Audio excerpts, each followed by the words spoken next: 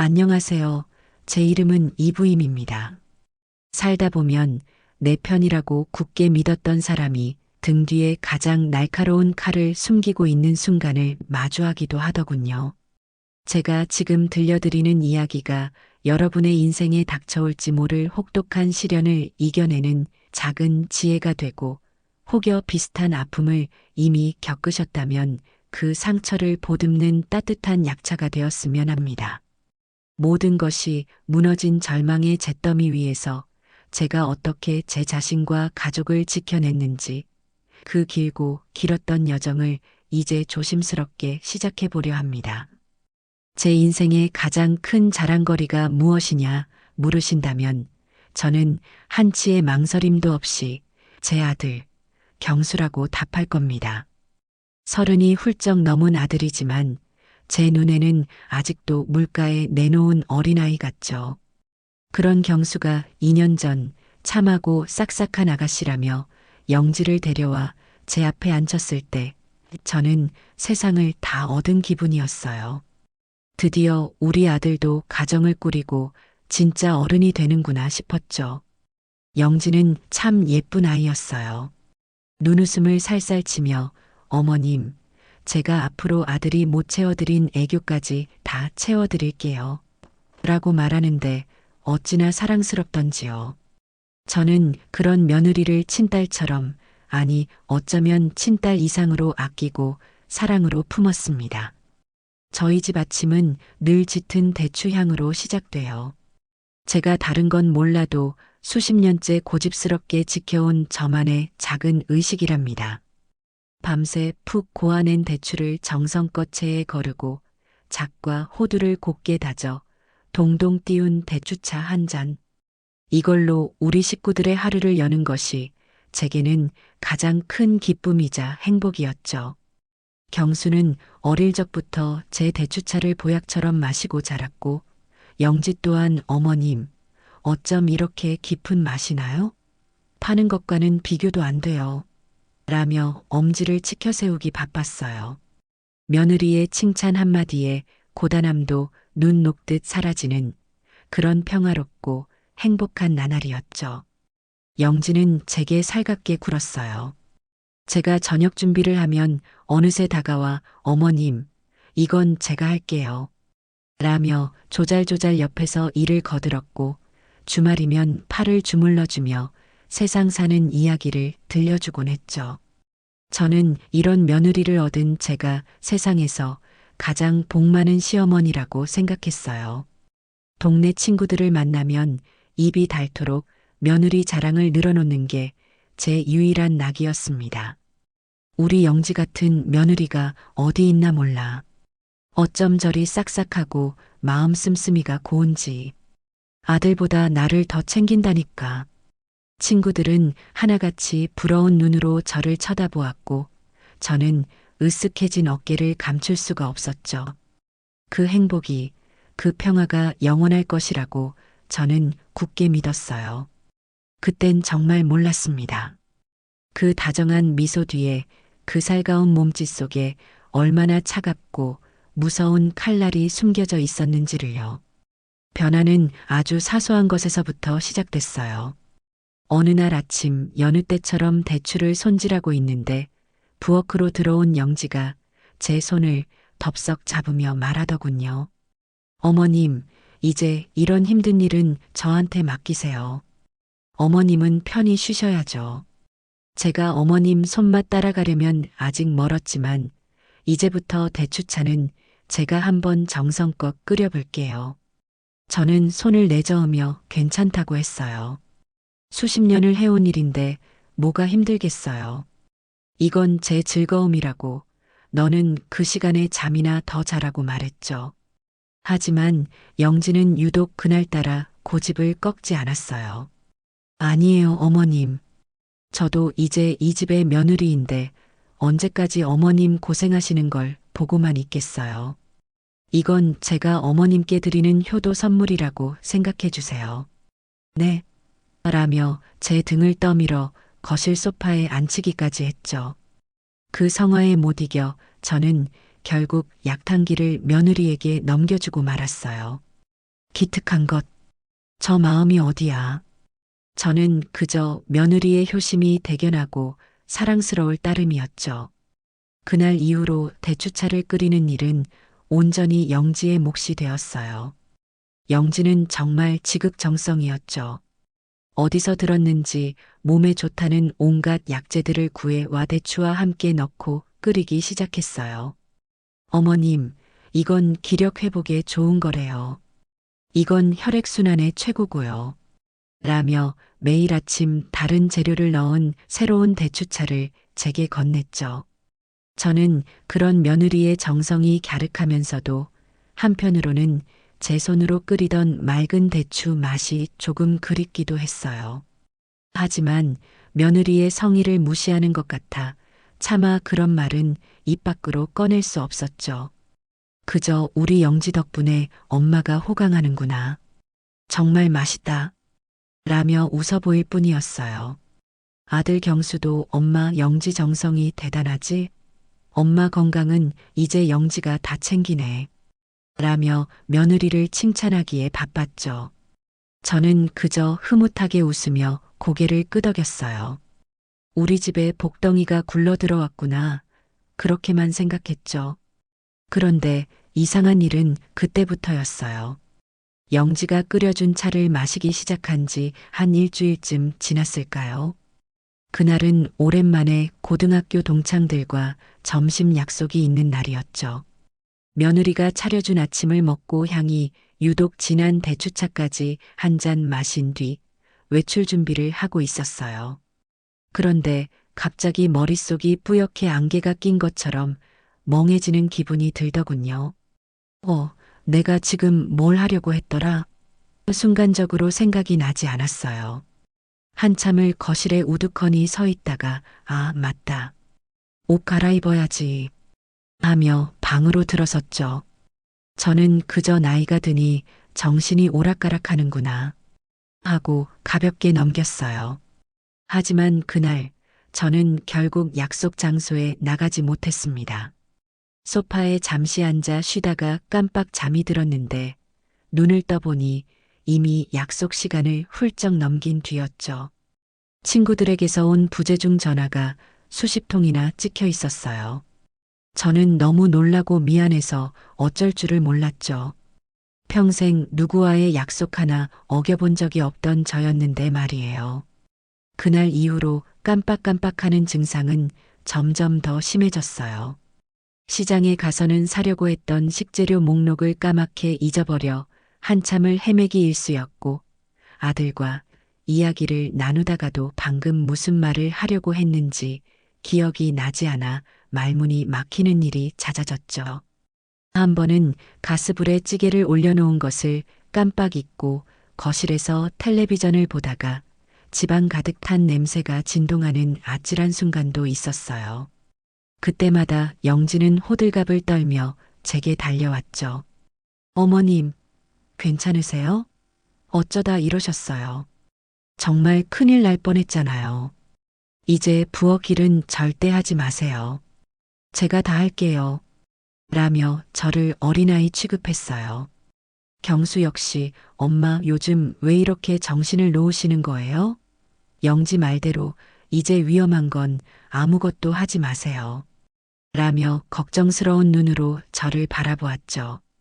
저는 제 자신이 너무나 한심하고 부끄러워서 고개를 들 수가 없었어요. 정말 내가 나이가 들어 총기를 잃어가는 걸까? 하루하루 자신감이 떨어지고 제 스스로에 대한 믿음이 바닥을 치기 시작했어요. 저는 점점 더 무기력해졌고 집안의 모든 일은 자연스럽게 영지의 차지가 되어갔죠. 이제 저는 이 집에서 그저 며느리가 차려주는 밥을 먹고 며느리가 끓여주는 차를 마시는 것 외에는 아무것도 할 수 없는 사람이 되어버린 기분이었어요. 영지는 제 곁에 꼭 붙어서 저를 챙겼죠. 어머님, 오늘은 어디 아프신 데는 없으세요? 약은 잘 챙겨 드셨고요. 그 과한 친절과 염려가 어느 순간부터는 숨막히는 감시처럼 느껴지기 시작했지만 그런 생각을 하는 제 자신이 나쁜 시어머니 같아 애써 고개를 저었답니다. 그저 노쇠해져가는 제 몸과 정신을 탓할 뿐이었죠. 그 모든 것이 제가 매일 아침 받아 마시는 그 향긋한 대추차 한 잔에서 비롯된 것이라고는 꿈에도 상상하지 못한 채 말이에요. 그날 이후 제 세상은 온통 짙은 안개 속을 헤매는 것 같았어요. 아침에 눈을 뜨면 가장 먼저 찾아오는 감정은 상쾌함이 아닌 오늘은 또 무슨 실수를 하게 될까 하는 막연한 불안감이었죠. 기억은 마치 좀먹은 옷감처럼 군데군데 구멍이 뚫려 있었고 제 의지와는 상관없이 머릿속의 생각들이 뚝뚝 끊기기 일쑤였어요. 며칠 전에는 수십 년을 다녔던 동네 단골 반찬 가게를 찾아가지 못해 한참을 같은 자리에서 뱅뱅 돌기도 했답니다. 결국에는 지나가던 이웃 주민의 도움으로 겨우 집을 찾아올 수 있었죠. 그날 저를 발견한 이웃은 걱정스러운 얼굴로 형님, 어디 편찮으세요? 안색이 너무 안 좋으세요. 라고 물었지만 저는 차마 아무 대답도 할 수 없었어요. 그저 괜찮다는 말만 어색하게 반복하며 서둘러 집으로 들어왔죠. 문을 닫고 들어서는 순간 다리에 힘이 풀려 그 자리에 주저앉고 말았습니다. 창피함과 서러움 그리고 제 자신에 대한 실망감이 한꺼번에 몰려와 목구멍까지 뜨거운 것이 치밀어 오르더군요. 내가 어쩌다 이 지경까지 되었을까? 평생을 똑 부러진다는 소리를 들으며 살아온 저였는데 이제는 남의 도움 없이는 집 앞길도 제대로 찾지 못하는 신세가 되어버린 겁니다. 그럴수록 영지의 살가운 보살핌은 저를 더욱 옥죄어 왔어요. 어머님, 제가 그랬잖아요. 혼자 나가시면 위험하시다고요. 이제부터는 꼭 저랑 같이 나가세요. 네. 영지는 제 손을 꼭 잡으며 말했지만 그 목소리에는 다정한 걱정보다는 저를 통제하려는 차가운 의지가 느껴졌죠. 이제 저는 집안에서도 영지의 허락 없이는 아무것도 할 수 없는 존재가 되어버렸어요. 부엌은 당연히 출입금지 구역이 되었고 심지어 제가 거실 소파에 앉아 텔레비전을 보는 것조차 영지는 어머님, 텔레비전 오래 보시면 머리 아프세요. 방에 들어가서 좀 누워 계세요. 라며 사사건건 간섭했죠. 아들 경수는 이런 상황을 전혀 눈치채지 못했어요. 오히려 엄마 영지가 엄마 걱정돼서 그러는 거니까 너무 서운하게 생각하지 마. 요즘 엄마가 봐도 좀 위태위태하잖아. 라며 영지 편을 들기 바빴죠. 아들의 눈에 비친 저는 이미 온전한 판단력을 상실한 보살핌이 필요한 늙은 노인일 뿐이었어요. 저는 점점 더 깊은 고립감에 빠져들었습니다. 이 넓은 집에서 저는 철저히 혼자였고 제 말을 믿어줄 사람은 아무도 없었죠. 그저 며느리가 주는 밥을 먹고 며느리가 주는 차를 마시며 하루하루를 무기력하게 버텨낼 뿐이었어요. 그 진한 대추차를 마실 때마다 잠시 정신이 맑아지는 것 같다가도 이내 더 깊은 안개 속으로 빠져드는 기묘한 감각이 반복되었습니다. 사건이 터진 그날 밤은 유난히 달이 밝았어요. 그날도 저는 영지가 끓여준 대추차를 마시고 일찌감치 잠자리에 들었죠. 그런데 이상하게 잠이 오지 않았어요. 머리는 깨질 듯이 아파오고 심장은 이유 없이 쿵쾅거리며 불안하게 뛰었죠. 한참을 침대에 누워 뒤척이다가 타는 듯한 갈증에 결국 자리에서 일어났습니다. 시계를 보니 새벽 2시가 갓 넘은 시간이었어요.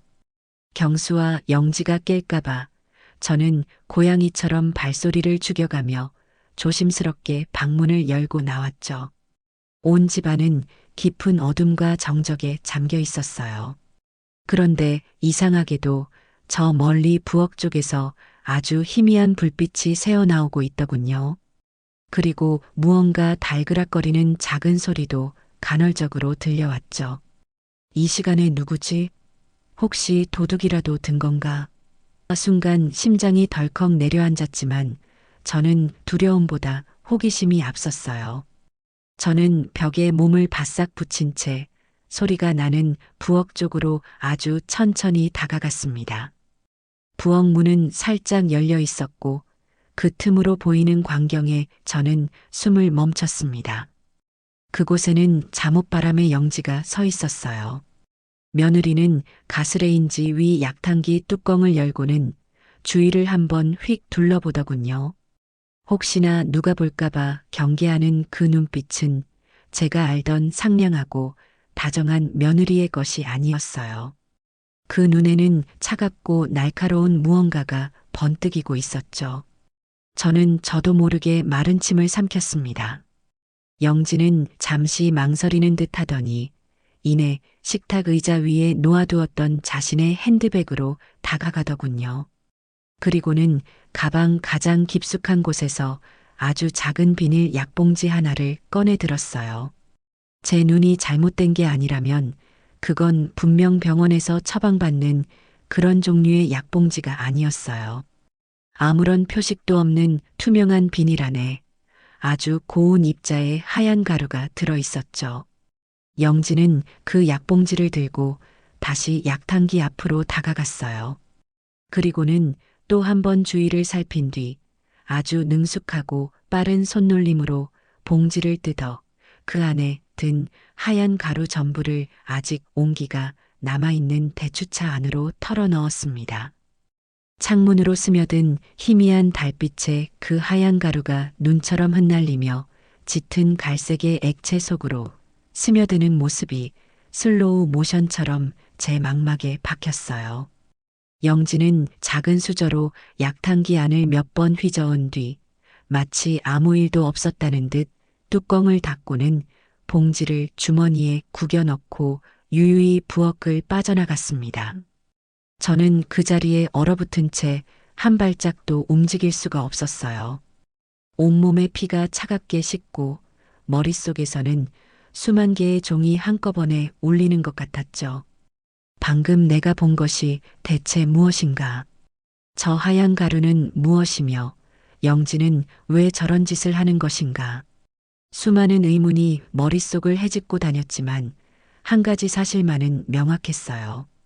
그동안 저를 괴롭혔던 그 지독한 건망증과 어지럼증의 원인이 바로 저 약탕기 안에 들어있다는 것을요. 그건 나이 탓도 제 쇠약해진 정신 탓도 아니었어요. 전부 저 며느리 이영지가 의도적으로 만들어낸 것이었습니다. 그 사실을 깨닫는 순간 제 등 뒤로 식은땀이 폭포수처럼 흘러내렸어요. 저는 비명을 지르며 뛰쳐나가는 대신 제가 할 수 있는 최선의 선택을 했죠. 소리 없이 뒷걸음질쳐 어둠 속으로 몸을 숨기고 제 방으로 돌아와 문을 걸어 잠갔습니다. 방으로 돌아온 저는 덜덜 떨리는 몸을 감싸 안은 채 침대에 주저앉았어요. 그동안의 모든 일들이 영화 필름처럼 머릿속을 스쳐 지나갔습니다. 유독 제 건강을 챙기며 대추차를 끓이겠다고 고집하던 영지의 모습, 그 차를 마신 뒤로 점점 심해지던 제 기억력 감퇴, 저를 환자 취급하며 영지 편만 들던 아들 경수의 변해버린 태도까지 모든 조각들이 하나의 끔찍한 그림으로 완성되는 순간이었죠. 배신감에 온몸이 떨려왔지만 그보다 더 큰 차가운 분노가 제 심장 깊은 곳에서부터 끓어오르기 시작했어요. 저는 밤새 단 한숨도 자지 못했습니다. 하지만 제 정신은 지난 몇 주간의 그 어느 때보다도 맑고 또렷했어요. 이제 안개 속을 헤매는 일은 없을 겁니다. 저는 더 이상 혼란스럽고 무기력한 늙은이가 아니에요. 이제부터는 제 자신과 제 아들, 그리고 이 가정을 지키기 위해 싸워야만 했습니다.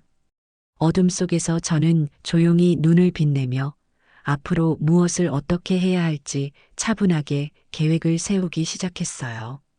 이 지옥 같은 연극의 막은 이제 제가 직접 내려야만 했습니다. 다음 날 아침 저는 평소보다 조금 더 일찍 잠에서 깼습니다. 밤새 한숨도 자지 못했지만 이상하게 몸은 깃털처럼 가뿐했고 머리는 얼음물로 씻어낸 듯 상쾌했어요. 어쩌면 그동안 저를 짓누르던 원인 모를 무기력감의 정체를 알게 되었기 때문인지도 모르죠. 두려움과 분노가 뒤섞인 밤을 보냈지만 동이 트고 아침이 밝아오자 제 마음속에는 차분한 결의만이 남았습니다. 저는 오늘 모든 것을 제 눈으로 확인해야만 했어요. 그리고 이 잔인한 연극을 끝내기 위한 첫 번째 단추를 꿰어야만 했죠. 저는 평소와 다름없는 모습으로 보이기 위해 애썼습니다. 옷을 갈아입고 거실로 나가니 영지가 이미 아침 식사를 준비하고 있더군요. 어머님, 일어나셨어요? 어젯밤엔 푹 주무셨어요? 영지는 어젯밤의 그 섬뜩한 모습은 온데간데 없이 여전히 상냥하고 다정한 며느리의 얼굴을 하고 있었어요. 저는 속에서 치밀어 오르는 무언가를 애써 억누르며 희미하게 미소를 지어 보였죠. 그럼 아주 잘 잤지. 우리 아가 덕분에 매일 밤 편안하게 잠드는 걸. 제 대답에 영지는 만족스러운 듯 미소를 지으며 식탁 의자를 빼주었어요. 그 위선적인 모습에 구역질이 날 것 같았지만 저는 태연하게 자리에 앉아 신문을 펼쳐 들었습니다. 제 손이 미세하게 떨리고 있다는 사실을 영지가 눈치채지 못하기를 간절히 바랐죠. 아침 식사가 끝나고 드디어 결정적인 순간이 다가왔어요. 영지는 어김없이 부엌에서 정성스럽게 데운 대추차 2잔을 가지고 나왔습니다. 한 잔은 아들 경수에게, 그리고 나머지 한 잔은 제 앞에 공손히 내려놓았죠. 저는 찻잔에서 피어오르는 김을 바라보았어요. 예전에는 그저 향긋하게만 느껴졌던 그 대추 향이 오늘따라 역겹고 비릿하게 느껴졌습니다. 저 안에 어젯밤 보았던 그 하얀 가루가 섞여 있겠죠. 저것을 마시면 저는 또다시 기억을 잃고 몽롱한 상태로 하루를 보내게 될 겁니다. 경수는 아무것도 모른 채 영지가 준 차를 맛있게 마시고 있었어요. 역시 영지가 끓인 차가 최고야. 엄마도 얼른 드셔보세요. 오늘따라 향이 더 좋은 것 같네. 아들의 말에 영지는 수줍게 웃으며 제 눈치를 살폈어요. 제가 어서 그 독이 든 차를 마시기를 기다리고 있는 거겠죠. 저는 잠시 찻잔을 들어 향을 맡는 척했습니다.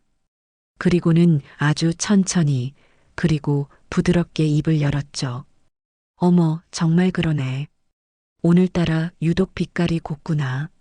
제 칭찬에 영지의 얼굴에 화색이 도는 것이 보였어요.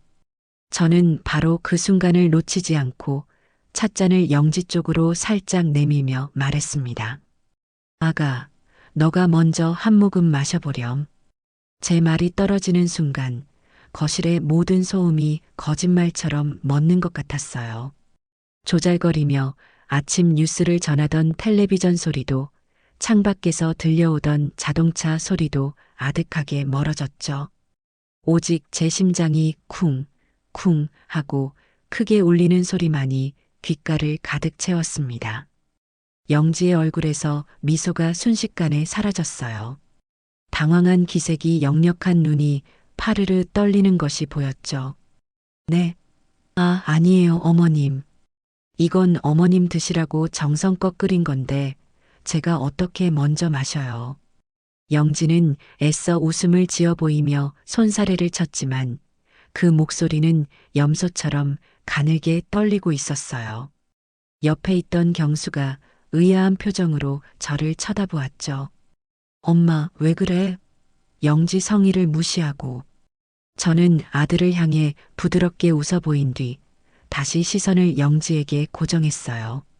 그리고는 조금 더 단호한 목소리로 말했죠. 왜 그러니? 몸에 좋은 거라며. 좋은 건 나눠 마셔야지. 너도 요즘 우리 경수 챙기느라 고생이 많으니 이 차 마시고 기운 좀 내렴. 어서. 저는 찻잔을 든 손을 거두지 않았어요. 영지의 얼굴은 이제 하얗다 못해 파랗게 질려 있었습니다. 영지는 금방이라도 울음을 터뜨릴 것 같은 얼굴로 저와 찻잔을 번갈아 쳐다보았어요. 식은 땀이 이마에 송골송골 맺히는 것이 보였죠. 상황이 이상하게 돌아간다는 것을 눈치챈 경수가 영지야, 너 어디 아파? 왜 그렇게 땀을 흘려? 라고 물었지만 영지는 아무 대답도 하지 못했어요. 그저 아니에요. 괜찮아요, 여보. 라는 말만 반복할 뿐이었죠. 저는 그런 영지를 차갑게 내려다보며 마지막 쐐기를 박았습니다. 아가, 왜 마시지를 못하니? 혹시 이 차에 무슨 문제라도 있는 게야? 제 목소리는 조용했지만 그 안에는 칼날 같은 날카로움이 담겨 있었어요. 그 말이 방아쇠가 된 것일까요? 결국 영지는 더 이상 버티지 못하고 찻잔을 든 제 손을 뿌리치고 말았어요. 쨍그랑 맑고 요란한 소리를 내며 찻잔이 바닥에 떨어져 산산조각이 났습니다. 짙은 갈색의 대추차가 하얀 거실 바닥 위로 흉측하게 번져나갔죠. 그리고 다음 순간 영지는 제 앞에 무릎을 꿇었습니다. 어머니, 어머니, 제가 잘못했어요. 제가 죽을 죄를 지었어요. 영지는 바닥에 이마를 찌으며 통곡하기 시작했어요.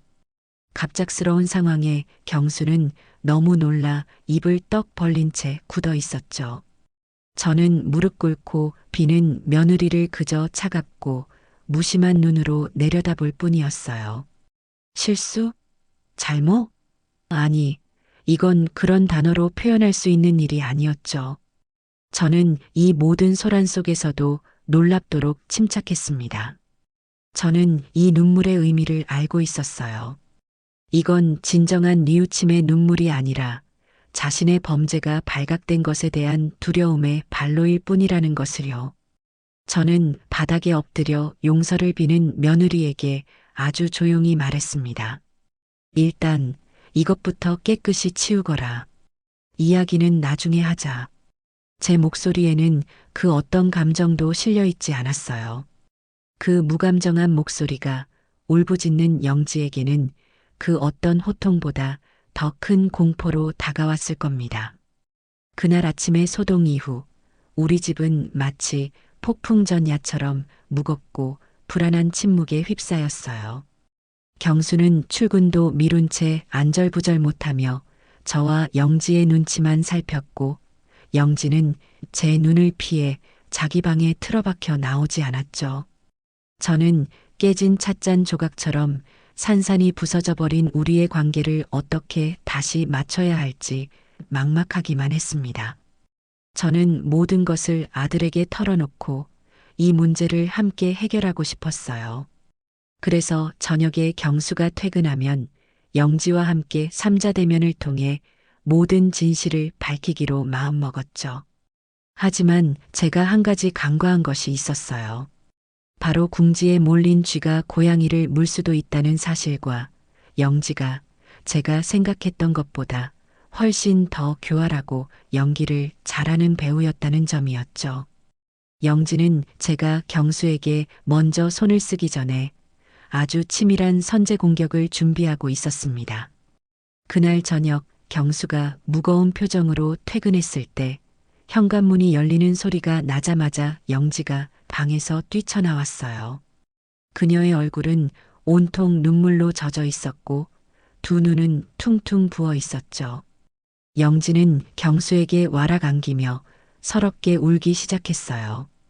여보, 여보, 나 너무 무서웠어.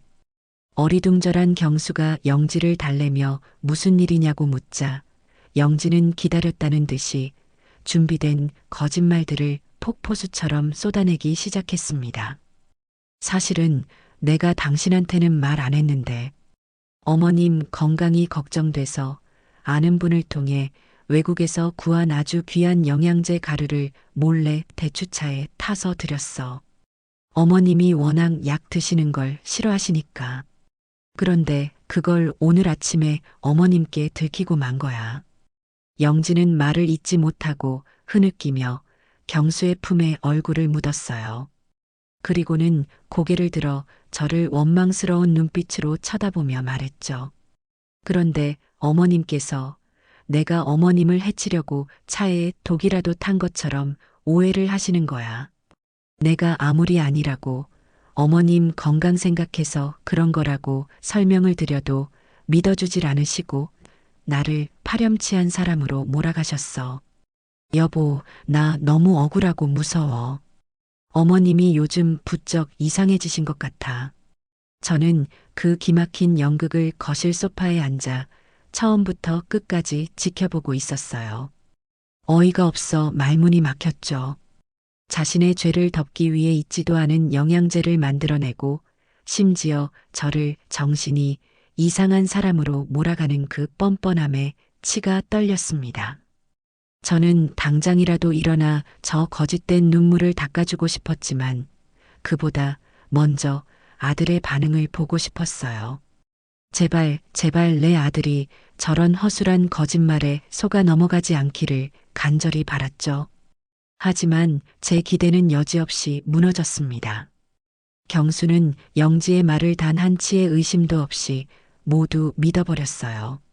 하긴 지난 몇 주간 영지가 차곡차곡 쌓아 올린 정신이 오락가락하는 시어머니라는 이미지가 있었으니 아들 입장에서는 영지의 말이 더 그럴듯하게 들렸을지도 모르죠. 경수는 영지를 안아 다독이며 괜찮아. 내가 다 알아. 당신이 어떤 사람인데. 엄마가 요즘 기억력도 안 좋으시고 예민해지셔서 잠시 오해하신 걸 거야. 내가 잘 말씀드려 볼게.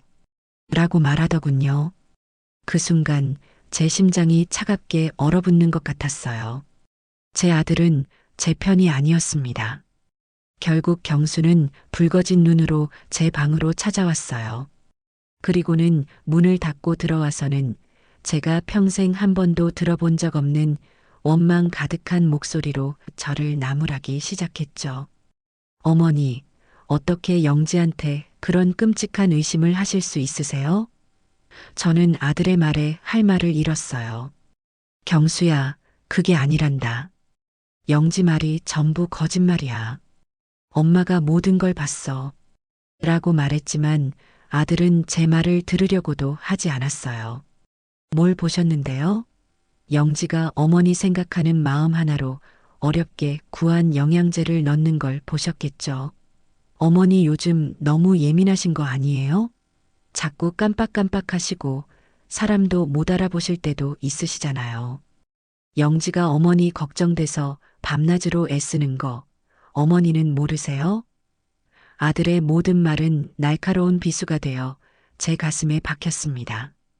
제가 정신이 온전치 못하다는 것을 전제로 깔고 이야기하는 아들 앞에서 저는 더 이상 아무런 변명도 할 수가 없었어요. 제가 무슨 말을 한들 아들에게는 그저 노망난 늙은이의 히스테리로밖에 들리지 않을 테니까요. 저는 결국 입을 다물고 말았습니다. 아들은 그런 저를 실망스러운 눈으로 한참을 쳐다보더니 영지한테 너무 심하게 하진 마세요. 저 사람 어머니 때문에 상처 많이 받았어요. 라는 말을 남기고 방을 나가버렸죠. 아들이 나가고 난 뒤 저는 한참을 그 자리에 망연자실하게 앉아 있었어요. 눈물이 뺨을 타고 하염없이 흘러내렸죠. 이 집에서 이제 저는 완벽하게 혼자가 되었습니다. 저를 믿어주고 제 편이 되어줄 것이라고 굳게 믿었던 단 한 사람, 제 아들마저 이제는 제게 등을 돌리고 말았어요. 영지는 자신의 눈물과 거짓말로 아들을 완벽하게 자기 사람으로 만들었고 저를 이 집안의 문제야 정신 나간 늙은이로 완벽하게 고립시켰습니다. 서러움과 배신감에 가슴이 미어지는 것 같았지만 저는 언제까지고 이렇게 주저앉아 울고만 있을 수는 없었어요. 이 눈물을 닦고 일어서야만 했습니다. 이제 감정에 호소하는 것은 아무런 의미가 없다는 것을 깨달았죠. 제 아들은 저 며느리에게 단단히 홀려 이성적인 판단을 하지 못하고 있어요. 아들의 눈을 뜨게 해주려면 저 교활한 며느리의 가면을 벗겨내려면 이제는 빼도 박도 못할 명백한 증거가 필요했습니다. 저는 흐르는 눈물을 손등으로 거칠게 닦아냈어요. 그리고는 굳게 닫힌 방문 너머로 들려오는 영지의 거짓된 위로와 경수의 다정한 목소리를 들으며 조용히 제 자신에게 맹세했죠. 이부임, 정신 차리자. 이제부터 진짜 싸움의 시작이다. 내 아들을 저 악마 같은 계집의 손에서 구해내기 위해서라도 나는 절대로 무너지지 않을 것이다. 제 마음속에서는 더 이상 슬픔이 아닌 차갑고 단단한 결의가 자리 잡기 시작했습니다. 그날 이후 저는 제 자신을 완벽하게 숨긴 채 살아가기 시작했어요. 저는 더 이상 이 집의 주인이 아니었죠. 저는 기억력을 잃고 판단력이 흐려져 며느리의 보살핌 없이는 하루도 살 수 없는 무기력한 노인이 되어야만 했습니다. 아들 앞에서 그리고 며느리 앞에서 저는 온 힘을 다해 연기했어요. 아침에 영지가 타주는 독이 든 차를 받아들고는 역시 우리 아가가 타주는 차가 제일 맛있더라. 라며 일부러 더 환하게 웃어 보였죠. 물론 저는 그 차를 마시지 않았어요. 영지가 등을 돌릴 때마다 싱크대에 몰래 버리고 맹물을 마시며 정신을 다잡았죠. 때로는 일부러 영지의 말을 못 알아들은 척 되묻거나 약속을 잊어버린 척 천연덕스럽게 딴청을 부리기도 했습니다. 어머니, 오늘 오후에 복지관 가시는 날이잖아요. 영지가 말하면 저는 눈을 동그랗게 뜨고 어머, 내가 그랬니? 어쩜 좋아. 또 깜빡했네. 라며 머리를 쿵 찢는 신용까지 했죠. 그런 저를 보며 영지는 안심하는 듯했고 경수는 깊은 한숨을 내쉬며 제게서 한 걸음 더 멀어졌습니다. 가슴이 찢어지는 것 같았지만 저는 이 모든 굴욕과 슬픔을 꾹 참아냈어요. 더 큰 싸움에서 이기기 위해서는 지금 당장은 웅크리고 때를 기다려야만 했으니까요. 제게 필요한 것은 증거였어요. 저 교활한 며느리의 두 얼굴을 아들 앞에 명명백백하게 드러낼 수 있는 빼도 박도 못할 증거 말이에요. 고민 끝에 저는 아주 위험한 결심을 했습니다. 제 방과 거실 그리고 부엌에 아무도 모르게 소형 녹화 장치를 설치하기로 한 것이죠. 이런 기계를 한 번도 다뤄본 적 없는 늙은 제가 해내기에는 너무나 어려운 일이었지만 선택의 여지가 없었어요. 저는 며느리 몰래 아들방 컴퓨터로 사용법이 아주 간단한 제품을 찾아냈어요. 그리고는 이웃집에 사는 손주뻘 되는 학생에게 요즘 눈이 침침해서 그런데 인터넷으로 물건 사는 것 좀 도와달라고 부탁해서 겨우 주문을 마칠 수 있었죠. 물건을 받을 주소는 당연히 집이 아닌 동네 편의점으로 지정했고요. 며칠 뒤 영지에게는 오랜만에 옛 친구 만나러 나간다고 둘러대고는 난생 처음으로 편의점 택배라는 것을 찾아왔습니다. 제 손에 들린 작은 상자가 어찌나 무겁게 느껴지던지요. 심장이 터질 것처럼 두근거렸지만 저는 마음을 굳게 먹었어요. 집에 돌아와 영지가 시장에 간 틈을 타 저는 서둘러 녹화 장치를 설치하기 시작했습니다. 설명서를 몇 번이나 읽고 더듬거리며 겨우겨우 제 방 책장 위 작은 액자 뒤 그리고 거실의 낡은 괴종시계 안쪽에 하나씩 숨기는데 성공했어요. 마지막으로 부엌 찬장 가장 높은 곳, 영지의 손이 잘 닿지 않는 곳에 마지막 하나를 설치하고 나니 온몸이 식은 땀으로 흠뻑 젖더군요. 혹시나 들킬까봐 심장이 조마조마했지만 다행히 영지는 아무것도 눈치채지 못했어요. 그날 밤 저는 떨리는 손으로 녹화된 영상을 처음으로 확인했습니다. 하지만 며칠 동안 녹화된 영상에는 특별한 것이 없었어요. 영상 속 영지는 여전히 천사 같은 얼굴로 집안을 쓸고 닦고 제 건강을 살뜰히 챙기는 완벽한 며느리의 모습이었죠. 순간 제 마음속에서 혹시 내가 정말 오해한 게 아닐까? 그날 밤 본 것은 헛것이었을까? 하는 의심이 뱀처럼 고개를 들었습니다. 하지만 저는 고개를 저었어요. 아니, 그럴 리가 없어. 저가면 뒤에 숨겨진 진짜 얼굴을 찾아낼 때까지 나는 절대로 포기하지 않을 거야. 그렇게 며칠이 더 흐른 어느 날 오후였어요. 그날도 저는 거실 소파에 앉아 멍하니 텔레비전을 보는 척하고 있었고, 영지는 제 옆에서 뜨개질을 하고 있었죠. 그때였어요. 집 전화기가 요란하게 울리기 시작했습니다. 영지가 자연스럽게 자리에서 일어나 수화기를 들려던 순간, 저도 모르게 벌떡 일어나 소리쳤어요. 그건 내가 받을게. 제 다급한 목소리에 영지가 의아한 표정으로 저를 쳐다보았지만 저는 아랑곳하지 않고 서둘러 수화기를 가로챘습니다. 왠지 모르게 그 전화는 제가 받아야만 한다는 강한 예감이 들었거든요. 여보세요? 떨리는 목소리로 제가 말하자 수화기 너머에서는 한참 동안 아무런 소리가 들리지 않았어요. 제가 여보세요? 누구신데 전화하셨어요? 라고 재차 묻자 그제야 저쪽에서 아주 젊고 가느다란 여성의 목소리가 들려왔습니다. 저 혹시 김경수 씨 댁 맞나요? 이영지 언니 시어머님 되시는 분과 통화하고 싶은데요. 아주 중요한 일이라서요. 저는 순간 숨을 멈췄습니다.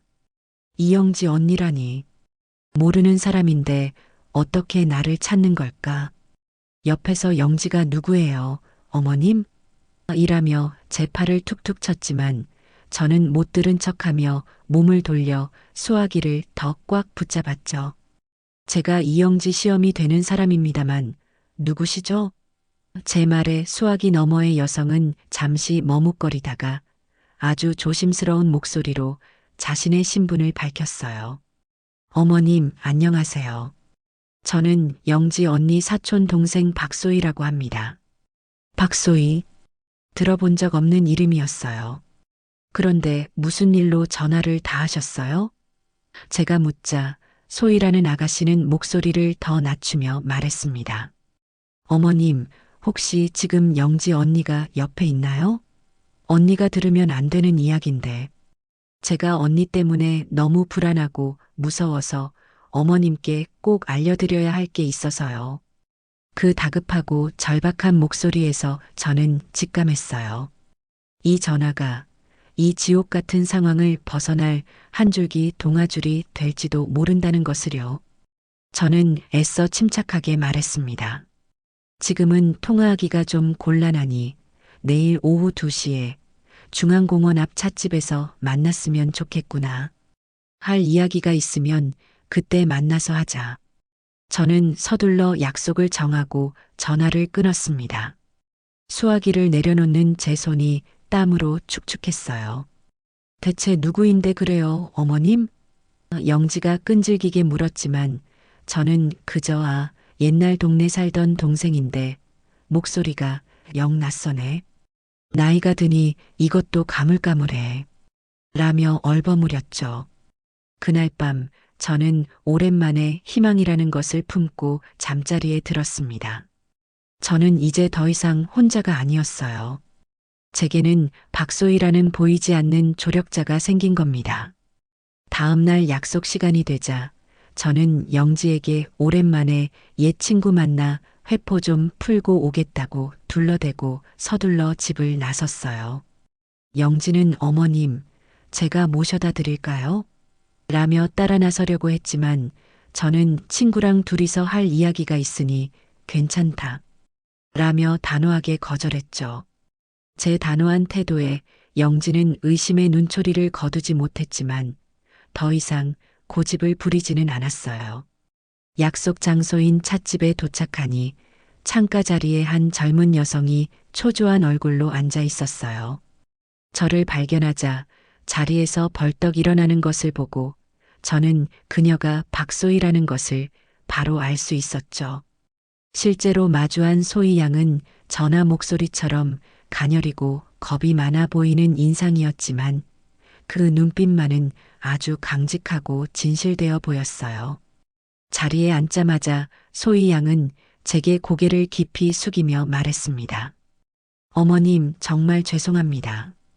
저희 집안 사람 때문에 이런 험한 일을 겪게 해드려서요.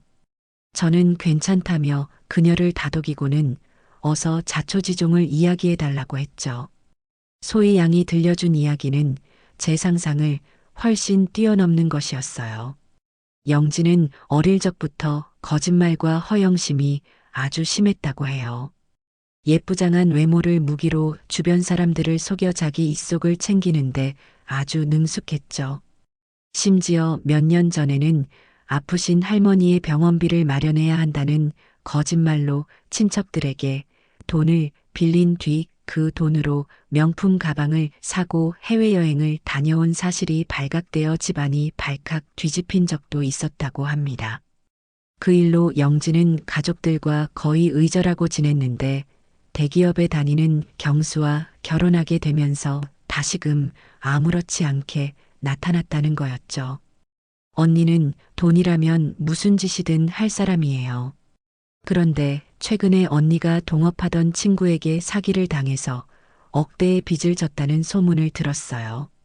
빚독촉에 시달리다가 결국 어머님 재산을 노리게 된 게 분명해요.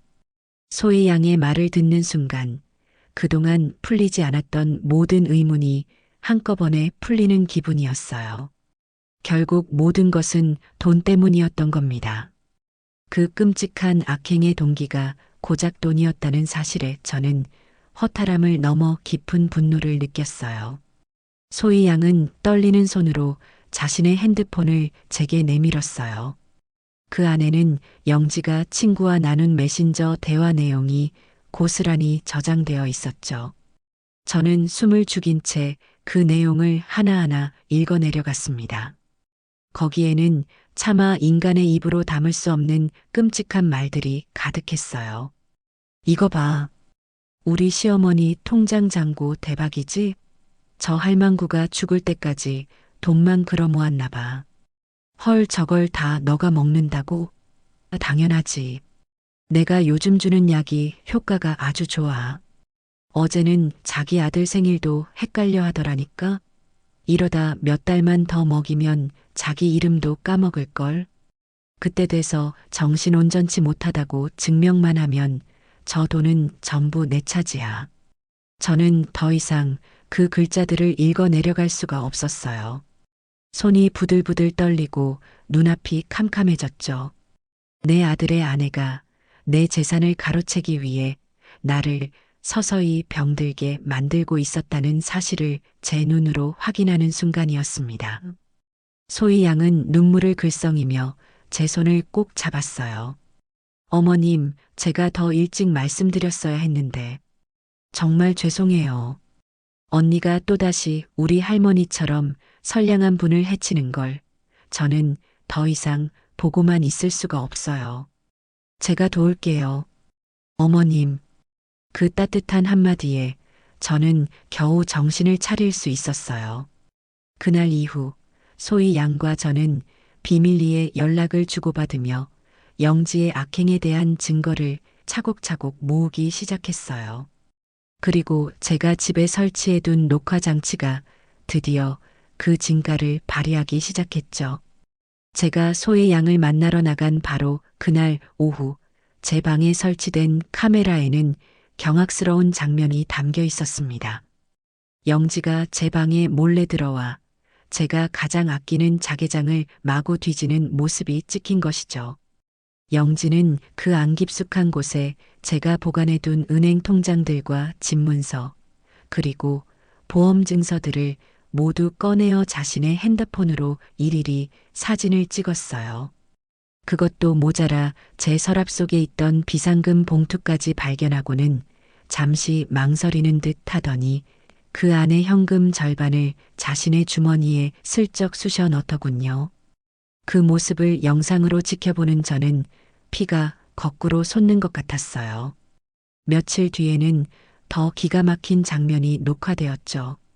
거실에서 혼자 통화를 하던 영지는 제가 알던 그 상냥한 목소리와는 전혀 다른 아주 거칠고 신경질적인 목소리로 누군가에게 소리를 지르고 있었어요.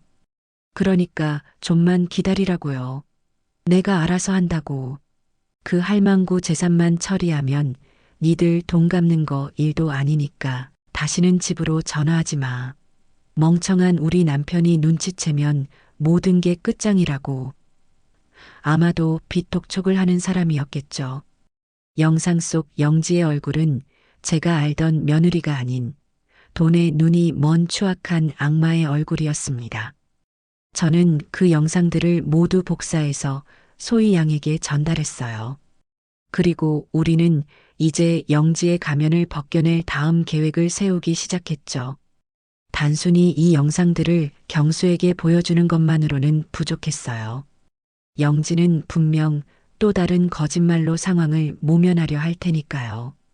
경수가 영지의 실체를 제 눈으로 똑똑히 확인하고 두 번 다시는 그녀의 거짓말에 속아 넘어가지 않게 만들 결정적인 한 방이 필요했습니다.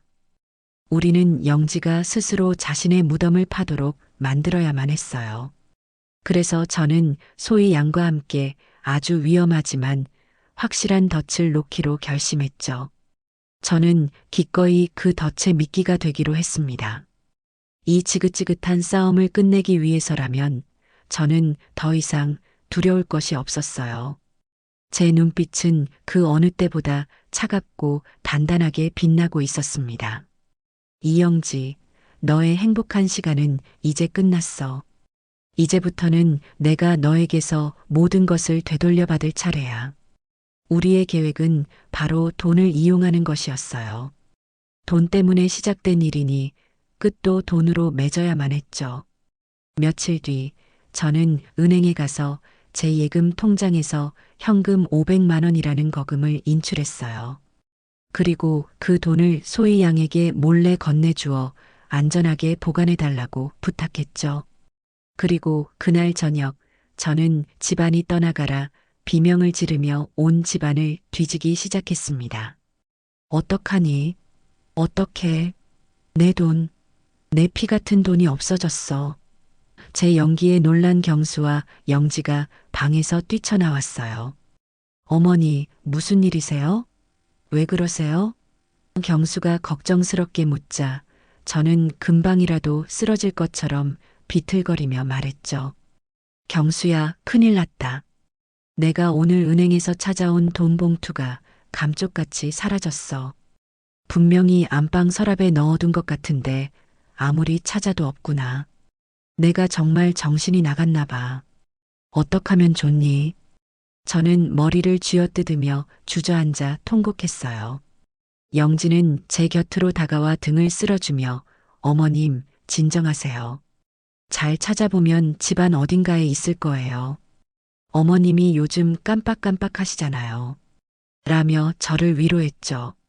하지만 저는 그녀의 눈 깊은 곳에서 순간적으로 번뜩이는 기쁨과 탐욕의 빛을 똑똑히 보았습니다. 그녀는 분명 제가 정말로 돈을 잃어버렸다고 혹은 어딘가에 두고 기억을 못한다고 확신했을 겁니다. 경수는 그런 저를 안타까운 눈으로 바라보며 엄마 너무 상심하지 마세요. 혹시 못 찾더라도 제가 채워드릴게요.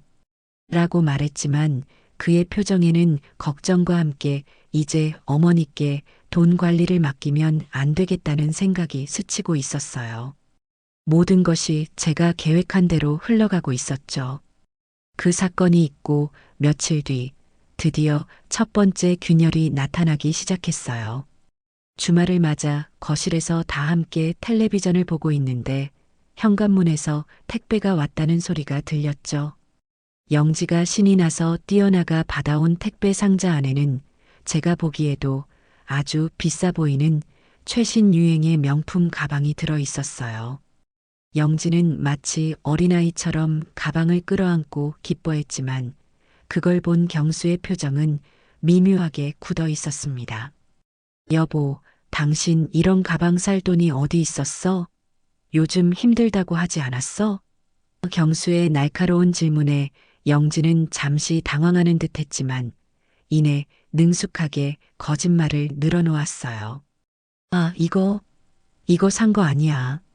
친한 친구가 자기한테는 안 어울린다고 거의 새 것인데 나한테 그냥 줬어. 예쁘지? 너무나도 허술한 변명이었지만 경수는 더 이상 아무것도 묻지 않았어요. 하지만 저는 봤습니다. 아들의 눈빛이 아주 잠깐 싸늘하게 식는 것을요. 그동안 아내는 돈이 없어 힘들어하고 있었는데 어머니의 돈 500만 원이 사라진 직후에 때마침 친구가 고가의 명품 가방을 그냥 주었다? 아무리 아내를 맹목적으로 믿는 경수라 할지라도 그 부자연스러운 우연의 일치를 마음속에서 완전히 지워버리지는 못했을 겁니다. 아들의 마음속에 아주 작지만 단단한 의심의 씨앗이 심어진 것이죠. 그리고 며칠 뒤 우리는 결정적인 한 방을 날렸어요. 소희 양이 미리 손을 써둔 덕분에 영지의 이름으로 발급된 카드사 연체 독촉장이 저희 집이 아닌 경수의 회사 사무실로 배달되었습니다. 직장 동료들이 보는 앞에서 개인적인 우편물을 받은 경수는 처음에는 의아해했지만 봉투를 뜯어본 순간 얼굴이 하얗게 질리고 말았죠. 그 안에는 영지가 지난 몇 달간 명품 쇼핑과 고급 레스토랑 등에서 사용한 수백만 원의 카드, 대금이 고스란히 찍혀 있었고 몇 차례나 연체되어 곧 신용불량이 될 수 있다는 끔찍한 경고 문구까지 적혀 있었으니까요. 그날 퇴근한 경수의 얼굴은 평소와는 완전히 달랐어요. 어둡고 차갑게 가라앉아 있었죠. 그는 집에 오자마자 영지를 서재로 불렀어요. 저는 거실 소파에 앉아 닫힌 서재 문틈으로 새어나오는 두 사람의 대화에 귀를 기울였습니다.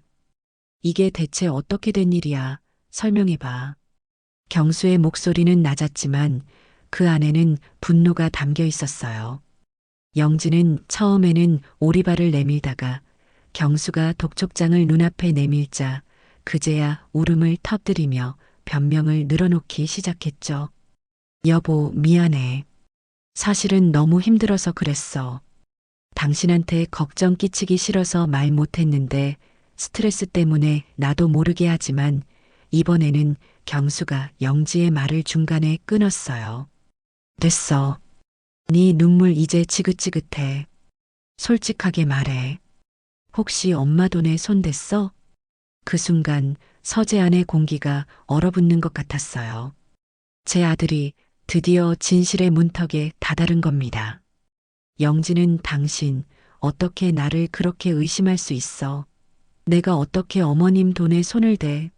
라며 길길이 날뛰었지만 경수는 더 이상 흔들리지 않았어요. 그럼 이 가방은 뭐고 이 카드값은 다 뭐야? 당신이 나한테 단 한 번이라도 솔직하게 말한 적이 있기나 해. 두 사람의 고성이 오갔고 결국 서재 문이 벌컥 열리며 경수가 씩씩거리며 밖으로 나왔습니다. 그는 저와 눈이 마주치자 아주 혼란스럽고 괴로운 표정을 지어 보였어요. 그리고는 아무 말 없이 자기 방으로 들어가 문을 잠가버렸죠. 그날 밤 저희 집 세 식구는 모두 각자의 방에서 서로 다른 생각에 잠겨 밤을 지새웠습니다. 아들의 마음속에 단단하게 자리 잡고 있던 아내에 대한 믿음은 이제 산산조각이 나버렸어요. 그 빈자리에는 의심과 배신감이라는 새로운 감정이 싹트기 시작했죠. 저는 이제 마지막 계획을 실행할 때가 되었다는 것을 직감했습니다. 이 길고 지독한 싸움을 끝낼 마지막 무대는 이미 모든 준비를 마치고 저와 며느리를 기다리고 있었으니까요. 아들과 며느리 사이의 냉랭한 기류는 집안의 모든 온기를 빨아들이는 블랙홀 같았어요. 한 지붕 아래 살고 있었지만 우리는 각자의 섬에 고립된 채 서로를 멀리서 바라보기만 했죠. 아침 식탁은 지독한 침묵만이 가득했고 억지로 내뱉는 잘 먹겠습니다라는 인사말 외에는 아무런 대화도 오가지 않았습니다. 경수는 영지를 투명 인간 취급했어요. 영지가 차려준 반찬에는 젓가락조차 대지 않았고 영지가 무슨 말을 걸어도 들리지 않는다는 듯 묵묵히 밥만 먹고는 서둘러 출근해 버렸죠. 밤늦게 들어와서는 곧장 서재로 들어가 문을 잠갔고 잠도 서재의 작은 소파에서 불편하게 해결하는 듯 했습니다. 영지는 그런 아들의 마음을 돌리기 위해 필사적인 노력을 했어요. 평소에는 하지도 않던 아들의 넥타이를 골라주려 하거나 경수가 좋아하는 갈비찜을 한 상 가득 차려놓고 애처로운 표정으로 기다리기도 했죠. 하지만 한번 돌아선 아들의 마음은 얼음장처럼 차가웠고 영지의 모든 노력은 그 차가운 벽에 부딪혀 산산이 부서질 뿐이었습니다. 저는 그 모든 광경을 지켜보며 영지의 마음속에서 절망과 조바심이 독버섯처럼 자라나고 있음을 느낄 수 있었어요.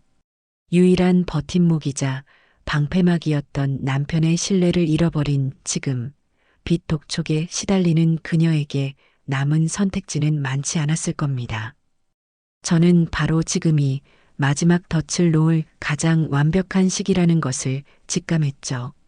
며칠 뒤 저는 일부러 경수가 출근하고 영지와 단둘이 집에 남아있을 때 안방에 낡고 육중한 자개장을 열고 무언가를 한참 찾는 척하며 부산을 떨었습니다. 서랍을 열었다 닫았다, 옷가지를 들쳤다 내렸다 하며 일부러 큰 소리로 한숨을 내쉬었죠. 아이고, 이놈의 정신 좀 봐. 늙으면 죽어야지. 내가 이걸 어디다 뒀더라. 이렇게 중요한 걸. 제 과장된 연기에 결국 영지가 안방 문을 빼꼼히 열고 들어왔어요. 어머님, 왜 그러세요? 뭐 잃어버리신 거 있으세요? 제가 도와드릴게요. 영지의 목소리에는 가식적인 걱정이 가득했습니다. 저는 기다렸다는 듯이 이마를 짚으며 말했죠. 아니다, 됐다. 내가 알아서 찾아야지.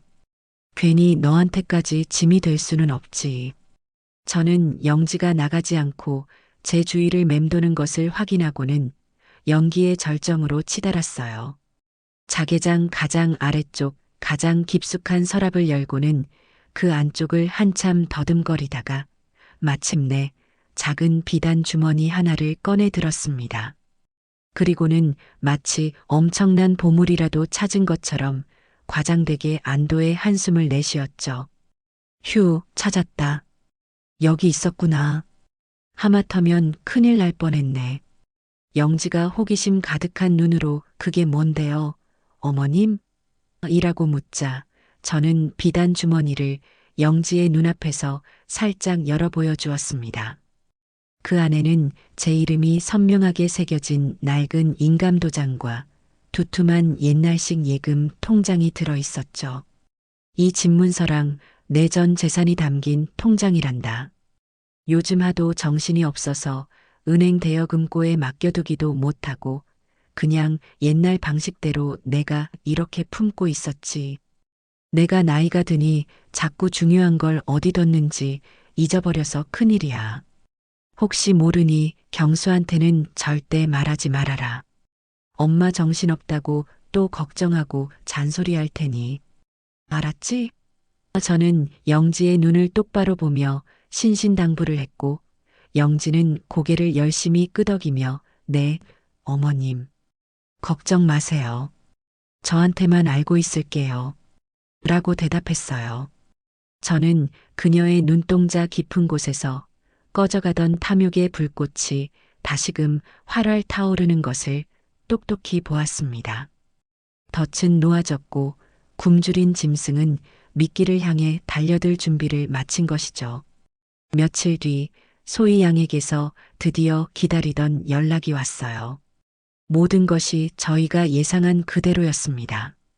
영지가 거래하던 은행의 VIP 창구에 근무하는 소희의 친구로부터 온 정보였죠.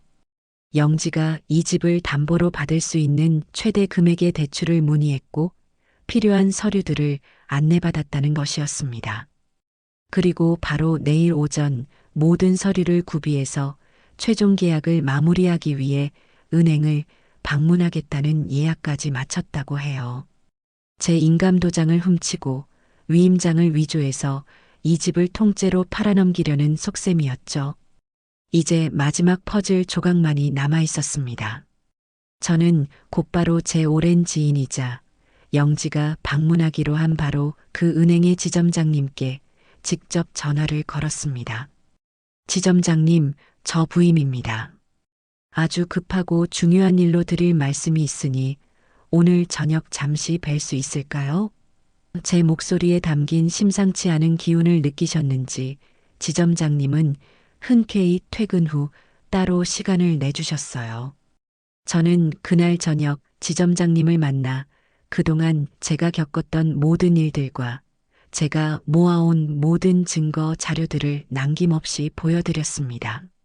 지점장님은 제가 내민 태블릿 PC 속 영상들을 하나씩 확인하며 경악을 금치 못했어요. 처음에는 안타까움과 동정의 눈으로 저를 바라보던 그의 눈빛은 영상이 계속될수록 차가운 분노로 변해갔죠. 특히 영지가 저를 할망구라고 부르며 제 재산을 가로챌 계획을 떠벌리는 장면에서는 주먹으로 책상을 내리치기까지 했습니다. 제가 수십 년간 회장님과 사장님을 곁에서 배워왔는데 어떻게 이런 끔찍한 일을 당하고도 혼자서 끙끙 앓고 계셨습니까? 이건 그냥 넘어갈 수 있는 문제가 아닙니다. 명백한 범죄입니다. 지점장님은 제 손을 꼭 잡아주시며 영지의 가면을 벗겨내는 일에 모든 협조를 아끼지 않겠다고 약속해 주셨습니다. 우리는 영지가 나타날 바로 그 VIP 상담실에 이 모든 비극의 마침표를 찍을 마지막 무대를 꼼꼼하게 준비하기 시작했어요. 지점장님은 그날의 모든 상황을 녹화할 수 있도록 상담실 내부의 보안 카메라를 추가로 점검하고 만일의 사태에 대비해 은행 보안팀에게도 미리 언지를 해두겠다고 했죠. 모든 준비가 끝난 그날 밤 저는 떨리는 손으로 마지막 퍼즐 조각인 아들에게 전화를 걸었습니다. 경수야, 내일 오전에 잠깐 시간 좀 내주렴. 아주 중요한 일이니 다른 약속은 모두 미루고 반드시 와야 한다. 은행에요? 대체 무슨 일인데요, 어머니? 아들은 여전히 힘없는 목소리로 물었죠. 저는 더 이상 구체적인 설명은 하지 않았어요. 엄마랑 은행에 좀 같이 가야겠다. 너가 네 눈으로 직접 확인하고 네 손으로 직접 매듭지어야 할 일이 있단다. 더는 묻지 말고 내일 아침 10시까지 중앙지점으로 나오너라. 제 목소리에 담긴 서늘한 결의를 느낀 것일까요? 아들은 더 이상 아무것도 묻지 않고 그러겠노라고 힘겹게 대답했습니다. 전화를 끊고 난 뒤 저는 창밖에 짙은 어둠을 바라보며 길고 긴 숨을 내쉬었어요. 심장은 금방이라도 터져 나올 것처럼 격렬하게 뛰었지만 제 마음은 놀랍도록 평온했습니다. 내일이면 이 모든 지긋지긋한 악연이 끝날 겁니다. 그리고 제 아들은 그 지독한 미혹에서 벗어나 비로소 진실의 빛을 마주하게 되겠죠. 그 순간을 위해 저는 지난 몇 달간 지옥 같은 시간을 홀로 견뎌왔던 겁니다. 다음 날 아침 약속된 시간이 되자 저는 아들 경수와 함께 은행에 도착했습니다. 평소라면 사람들로 붐볐을 은행 로비는 이상하리만치 한산했고 저희가 안으로 들어서자 한 직원이 다가와 저희를 곧장 2층의 VIP 상담실로 안내했죠. 상담실은 외부의 소음이 완벽하게 차단되어 있어 무겁고 답답한 정적만이 감돌았어요. 고급스러운 가죽 소파와 육중한 원목 테이블은 그 자체만으로도 사람을 위압하는 기운을 풍겼죠. 지점장님이 무거운 표정으로 저희를 맞았고 경수는 이 모든 어색하고 삼엄하기까지 한 분이기에 어쩔 줄 몰라 하며 계속해서 제 옷소매를 잡아 끌었습니다. 어머니, 대체 무슨 일이에요? 왜 지점장님까지 나와 계신 거고 분위기가 왜 이렇게 무서워요? 저 불안해요. 저는 그런 아들의 손을 오히려 더 꽉 잡아주며 그의 눈을 똑바로 쳐다보았어요. 경수야, 두려워하지 말거라. 진실을 마주하는 것은 언제나 고통스러운 법이란다. 하지만 그 고통을 이겨내야만 우리는 앞으로 나아갈 수 있어. 조금만 더 기다려보렴. 곧 모든 것을 알게 될 게다. 제 단호한 말에 경수는 더 이상 묻지 못하고 불안한 눈빛으로 마른 입술만 축이며 상담실 문을 쳐다보았죠. 저 역시 바짝바짝 타들어가는 입안을 느끼며 마지막 주인공의 등장을 기다렸습니다. 얼마나 지났을까요?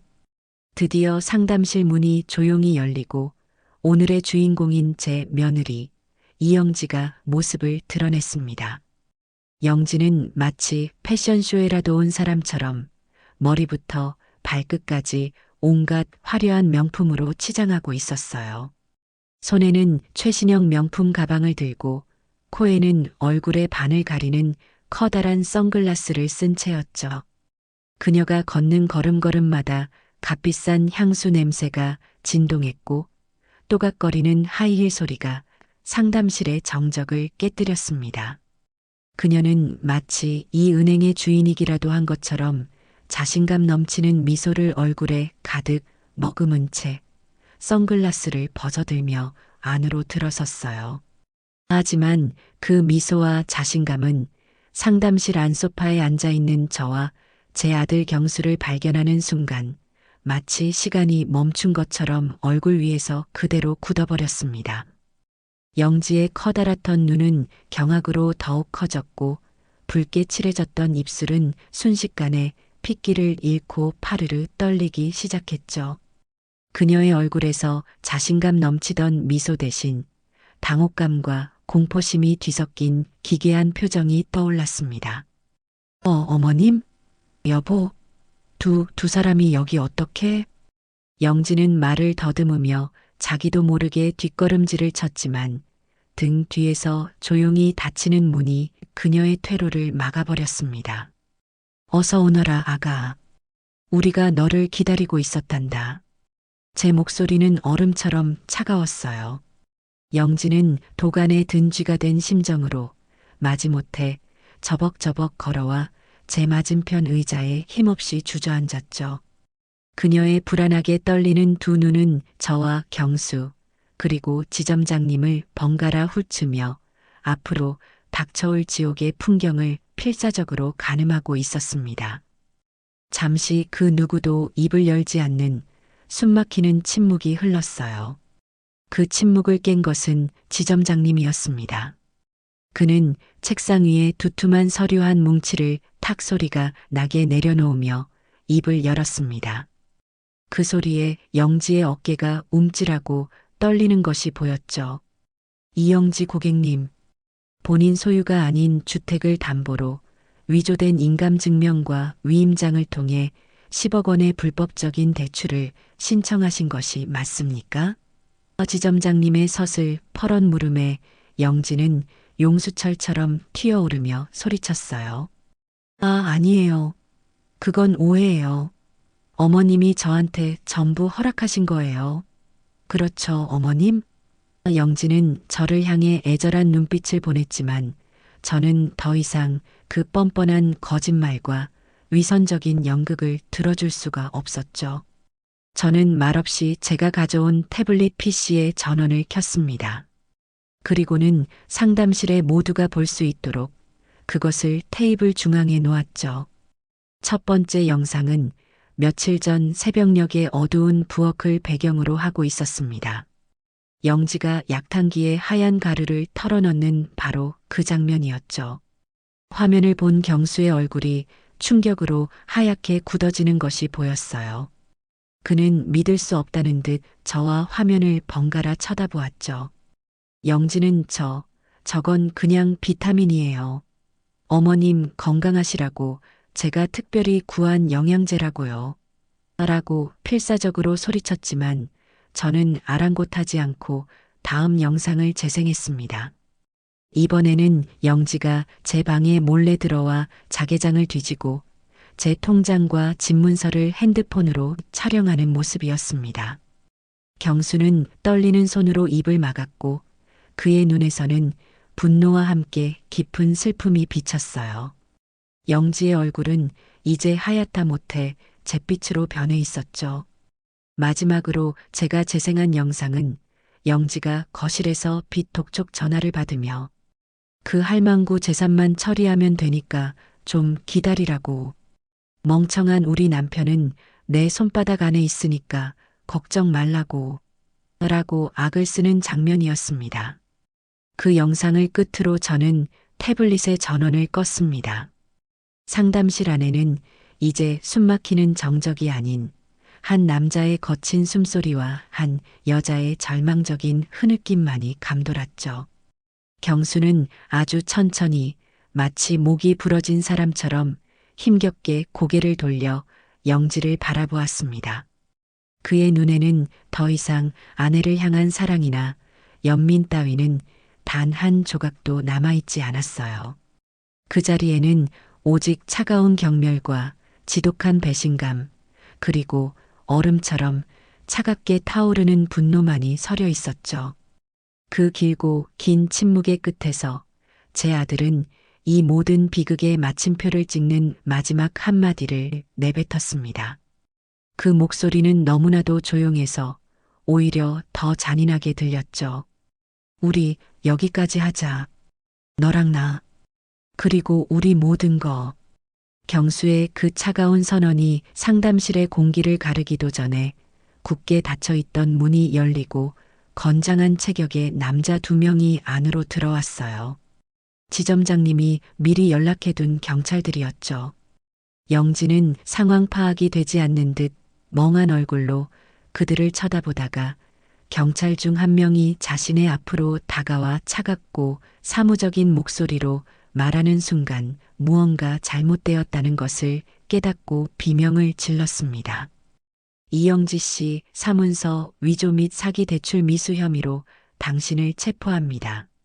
당신은 변호사를 선임할 수 있으며 묵비권을 행사할 수 있고 당신이 하는 모든 발언은 법정에서 불리하게 작용할 수 있습니다. 경찰이 영지의 팔을 잡아 일으켜 세우자 영지는 마치 실성한 사람처럼 발버둥 치기 시작했어요. 그녀의 완벽했던 화장은 눈물과 땀으로 범벅이 되어 흉측하게 흘러내렸고 값비싼 옷은 구겨지고 흐트러졌죠. 이거 이거 놓으라고. 내가 뭘 잘못했는데. 여보, 나 좀 살려줘. 내가 다 잘못했어. 다시는 안 그럴게. 제발 한 번만 용서해줘. 영지는 경수에게 필사적으로 매달리며 애원했지만 경수는 얼음처럼 차가운 눈으로 그녀를 외면할 뿐이었습니다. 그의 눈에는 이제 동정심조차 남아있지 않았어요. 결국 영지의 손목에 그녀가 그토록 좋아하던 명품 시계 대신 차가운 금속성의 소리를 내며 쇠고랑이 채워졌습니다. 철컥하는 그 소리는 영지의 화려했던 거짓 인생이 끝났음을 알리는 비정한 소리였죠. 바로 어제까지만 해도 이 집의 안주인 행세를 하며 제 위에서 군림하려 했던 며느리가 이제는 온갖 화려한 치장을 한 채법의 심판을 받기 위해 끌려가는 초라한 범죄자가 된 순간이었습니다. 경찰서로 자리를 옮긴 뒤에도 영지의 발악은 끝나지 않았어요. 그녀는 조사실에서 자신의 모든 혐의를 부인하며 모든 것이 저와 경수가 자신을 함정에 빠뜨리기 위해 꾸민 일이라고 주장했죠. 하지만 그녀의 거짓 눈물과 뻔뻔한 변명은 더 이상 누구에게도 통하지 않았습니다. 경수는 조금의 망설임도 없이 자신이 직접 아내를 고소하겠다고 나섰습니다. 저는 그저 아들의 결정을 조용히 지지하며 옆을 지킬 뿐이었죠. 경수는 경찰에게 그동안 저희가 모아온 모든 증거 자료들을 하나도 빠짐없이 제출했습니다. 영지가 제 찻잔에 정체불명의 가루를 넣는 영상, 집안을 뒤져 제 재산 서류를 촬영해가는 영상, 빛 독촉에 시달리며 제게 악담을 퍼붓는 영상, 그리고 소희 양이 확보한 영지의 메신저 대화 내용까지. 마지막으로 저는 그동안 영지가 제게 타주었던 대추차를 마시는 척하며 몰래 모아두었던 작은 병 하나를 장거물로 제출했어요. 그 안에는 어쩌면 제 목숨을 위협했을지도 모를 그 하얀 가루의 성분이 고스란히 남아있을 테니까요. 경수는 떨리는 목소리로 하지만 단호하게 경찰에게 말했습니다. 제 아내를 사문서 위조와 사기죄뿐만 아니라 제 어머니에 대한 존속상해 미수 혐의로 추가 고소해 주십시오. 제 어머니를 해치려 한 저 괴물을 저는 법이 허용하는 가장 큰 벌을 받게 만들 겁니다. 절대로 용서할 수가 없습니다. 아들의 그 한마디는 그가 지난날의 어리석음을 뼈저리게 반성하고 온전히 제 편으로 돌아왔다는 것을 증명하는 가장 확실한 증표였어요. 그것은 아들이 며느리에게 내리는 가장 강력한 심판이자 제게 바치는 가장 절절한 사죄이기도 했습니다. 모든 조사를 마치고 경찰서를 나왔을 때는 이미 해가 뉘엿뉘엿지고 있었어요. 도시의 네온사인이 하나둘 켜지기 시작했지만 저와 경수의 마음은 깊은 어둠 속에 잠겨 있었죠. 영지는 결국 모든 혐의가 인정되어 유치장에 수감되었고 저와 경수는 말없이 차에 올라 집으로 향했습니다. 차 안의 침묵은 그 어떤 소리보다 무겁고 고통스러웠어요. 하루 사이에 너무나도 많은 일이 있었고 그 모든 일들을 감당하기에 저와 아들은 너무나 지쳐 있었죠. 집에 도착하자마자 경수는 현관에 들어서기가 무섭게 제 앞에 무릎을 꿇었습니다. 마치 그날 아침 거짓 눈물을 흘리며 제게 용서를 빌던 영지처럼 말이에요. 하지만 아들의 눈물은 진실했습니다. 그는 끄끄 소리를 내어 울며 상처 입은 짐승처럼 제 바짓가랑이를 붙잡고 용서를 빌었어요. 어머니, 제가 잘못했어요. 제가 죄인입니다. 어머니 말씀을 믿지 못하고 어머니를 외롭게 만들고 제가 정말 어리석었어요. 저 같은 놈이 어머니 아들릴 자격도 없습니다. 차라리 저를 때리세요, 어머니. 저를 원망하고 욕을 하세요. 아들의 어깨는 후회와 자책감의 무게에 눌려 가늘게 떨리고 있었어요. 저는 더 이상 그런 아들의 모습을 지켜볼 수가 없었죠. 저는 아들의 앞에 조용히 주저앉아 눈물과 콧물로 범벅이 된 아들의 얼굴을 제 거친 손으로 닦아주었습니다. 그리고는 아들을 힘껏 끌어안았어요. 아니다, 아들아. 괜찮다. 다 괜찮아. 제 목소리도 눈물에 젖어 심하게 떨려 나왔죠. 사람은 누구나 실수할 수 있는 거란다. 중요한 건 그 실수를 깨닫고 바로잡을 용기가 있느냐는 것이지. 너는 그걸 해냈어. 그러니 이제라도 알았으면 된 거야. 지금부터 우리 다시 시작하면 돼. 엄마랑 같이. 제 위로에 아들은 더 큰 소리로 울음을 터뜨렸고 저는 그런 아들을 아무 말 없이 그저 오랫동안 안아주었습니다. 길고 길었던 폭풍이 지나가고 저희 모자는 폐허가 된 집터 위에서 서로의 상처를 보듬으며 그렇게 새로운 시작을 조용히 준비하고 있었습니다. 진정한 승리는 악인을 벌하는 것에서 끝나는 것이 아니라 무너진 내 가족을 다시 일으켜 세우는 것에서부터 시작되는 것이니까요. 며느리가 구속된 이후 저희 모자에게는 또 다른 형태의 전쟁이 시작되었어요. 바로 법정 싸움이었죠. 저는 재판이라는 것이 텔레비전 드라마에서처럼 몇 번의 공방 끝에 통쾌하게 끝나는 것인 줄로만 알았습니다. 하지만 현실은 전혀 달랐어요. 그것은 지루하고 고통스러우며 사람의 피를 말리는 지난한 과정이었습니다. 첫 재판이 열리기까지 몇 달이라는 시간이 걸렸고 그동안 저희는 수차례 경찰서와 검찰청 그리고 변호사 사무실을 오가며 같은 이야기를 반복해서 진술해야만 했죠. 그 과정에서 영지의 변호사는 저희를 아주 교묘하게 괴롭혔습니다. 저를 원래부터 기억력이 오락가락하고 피해망상 증세가 있던 시어머니로 경수를 아내를 의심하고 어머니 말만 맹신하는 마마보이로 몰아가려 했죠. 그들의 날카롭고 무례한 질문에 답할 때마다 이미 딱지가 앉았던 상처가 다시 터져 나와 피를 흘리는 것 같았어요. 동네에는 어느새 흉흉한 소문이 파다하게 퍼졌습니다. 이부임 씨네 며느리가 시어머니 재산 노리고 못된 짓을 했다더라. 아니야. 듣자 하니 그 시어머니가 워낙 극성이라 착한 며느리를 잡은 거라던데.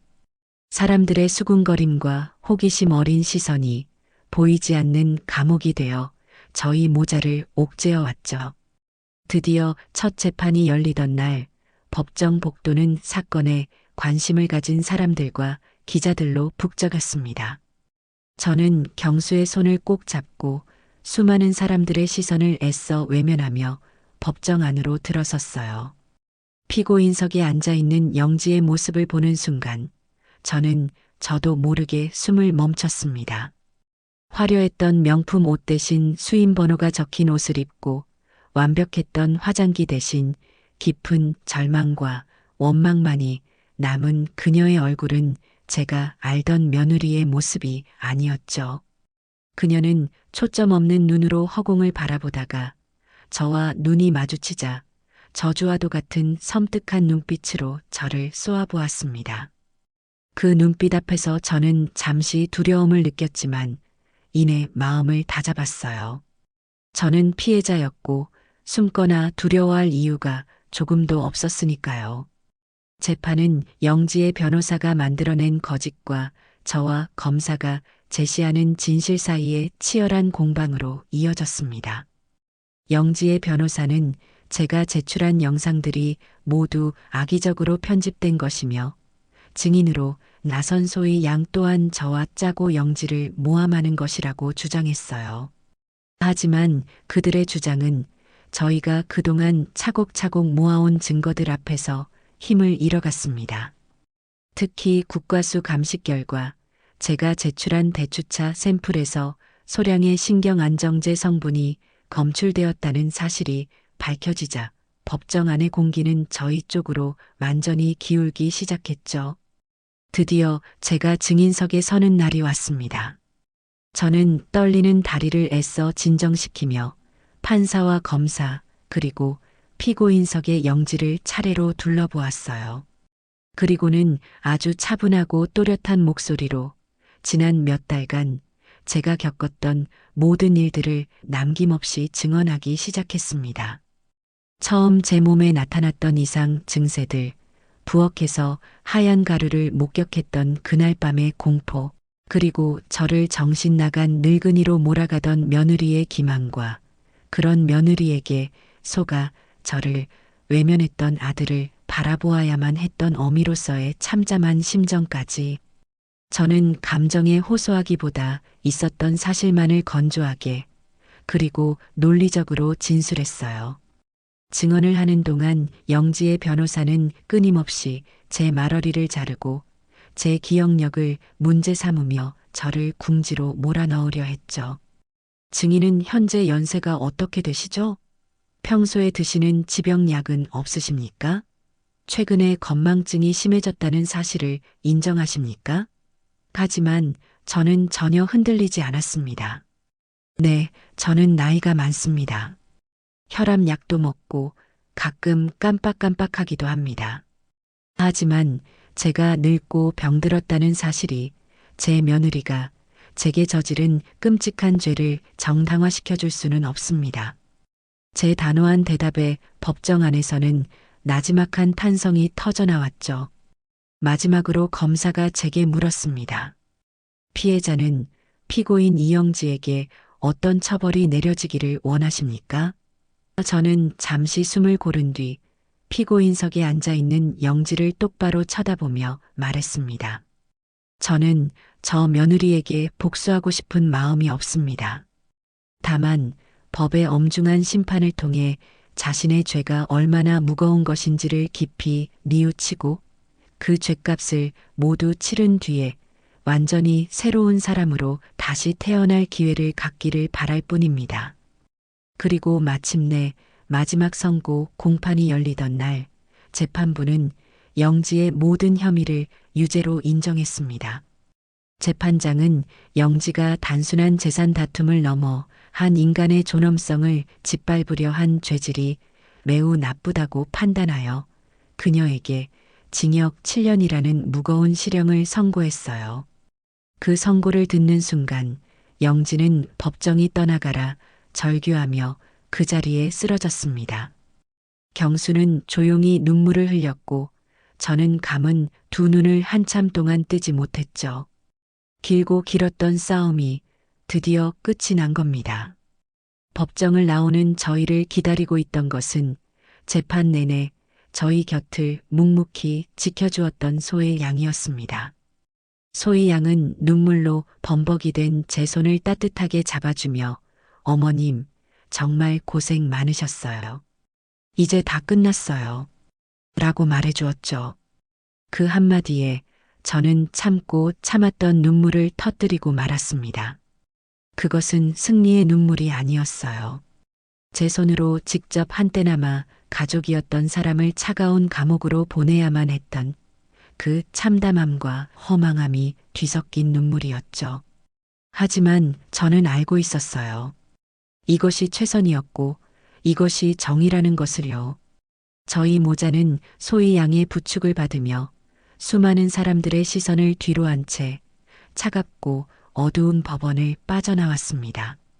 이제 저희에게는 이 모든 상처를 보듬고 새로운 삶을 살아내야만 하는 더 어려운 과제가 남아 있었습니다. 재판은 끝났지만 저희 집의 시간은 마치 그때 그 법정에서 멈춰버린 것 같았어요. 영지가 떠난 집은 텅 빈 만큼이나 무거운 침묵으로 가득했고 그 침묵 속에서 저희 모자는 각자의 상처와 싸워야만 했죠.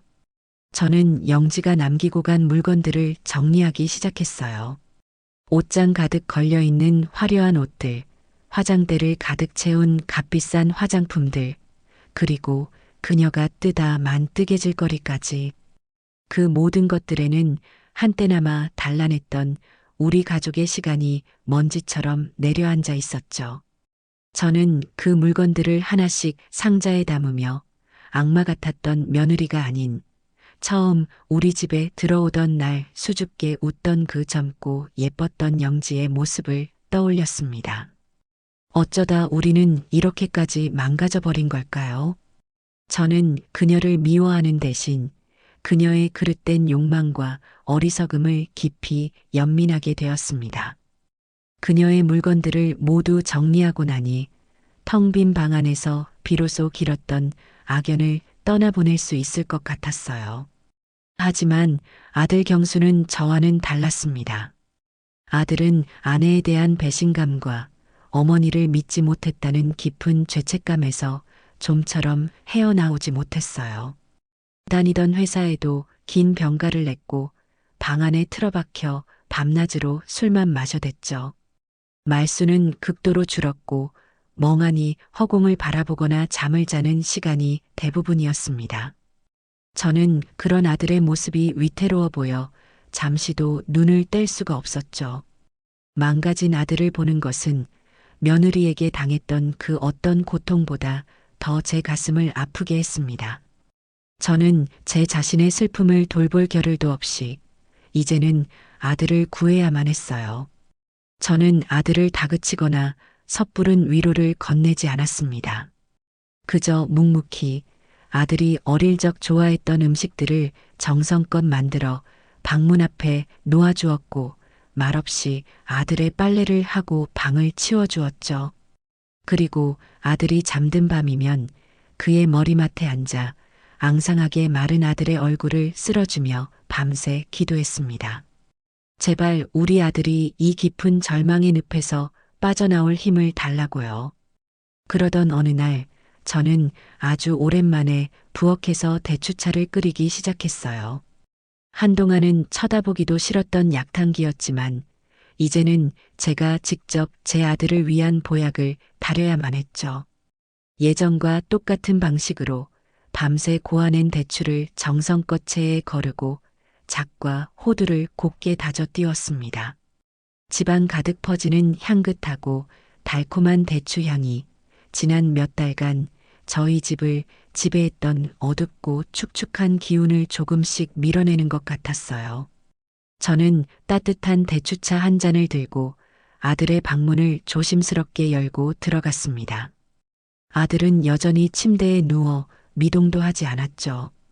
저는 아들 곁에 조용히 앉아 차를 식혀서는 숟가락으로 조금씩 떠서 아들의 마른 입술에 적셔주기 시작했어요.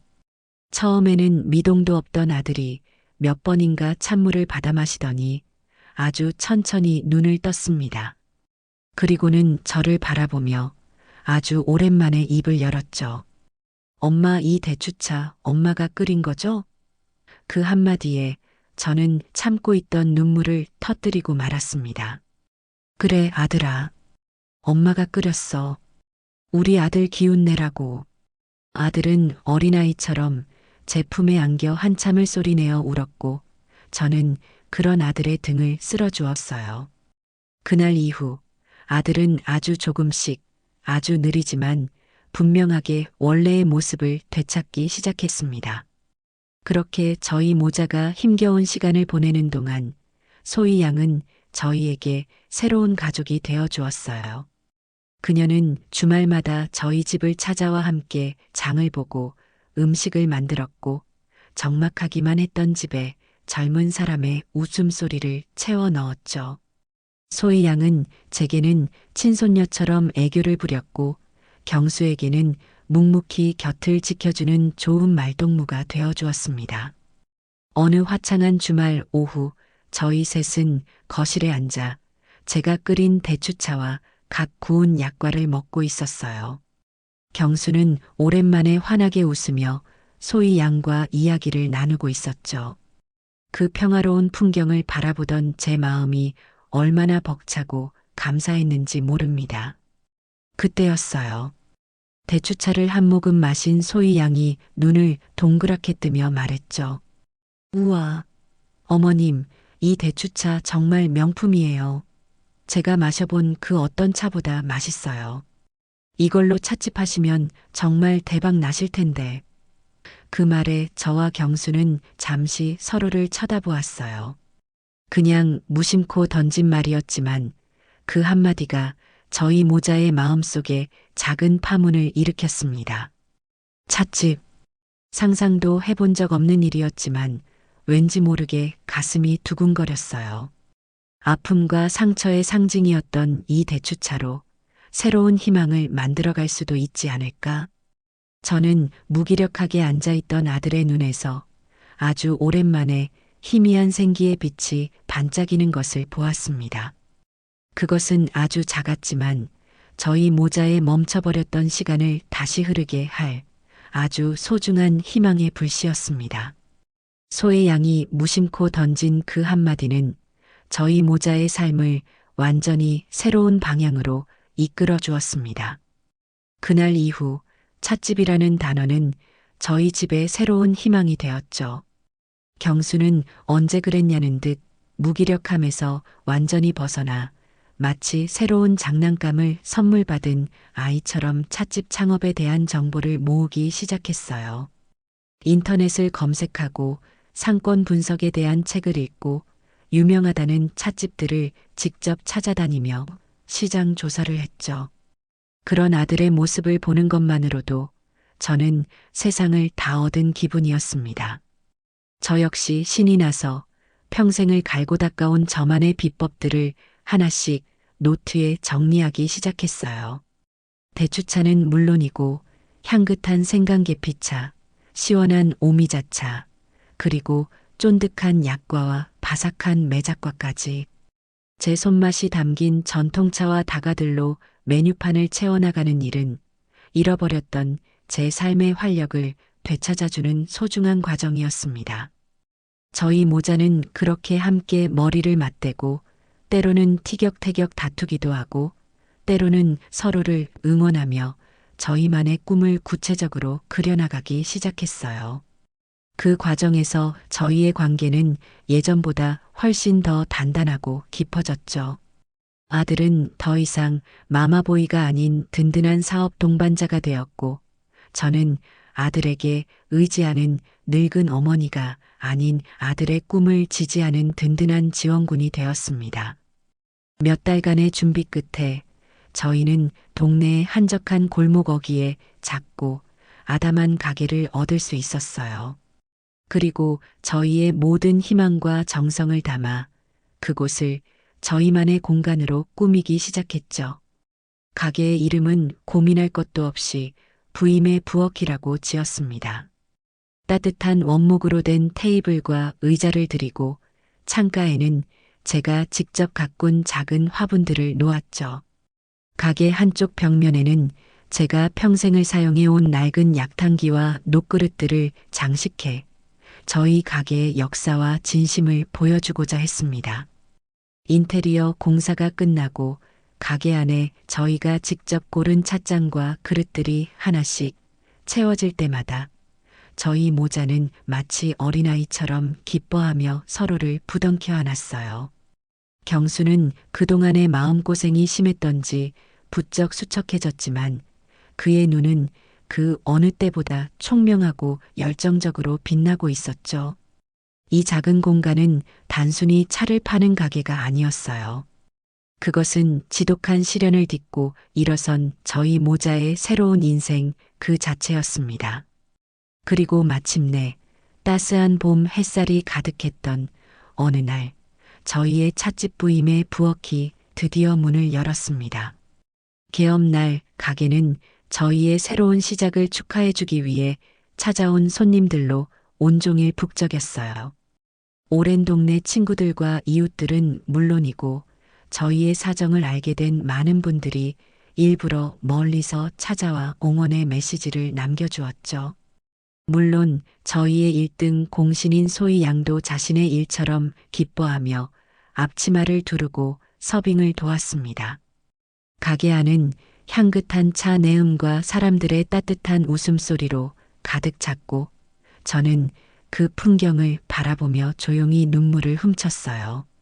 힘겨웠던 지난 시간들이 주마등처럼 스쳐 지나갔지만 더 이상 슬프거나 아프지 않았습니다.